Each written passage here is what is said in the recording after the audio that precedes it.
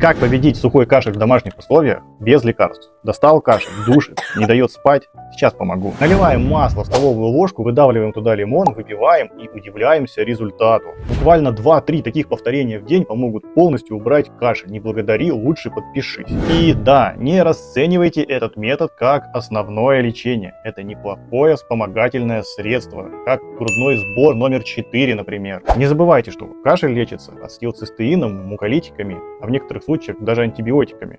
Сходите к врачу, пусть он вас послушает как минимум. А так, как вспомогательное средство, вообще топ. Пользуйтесь.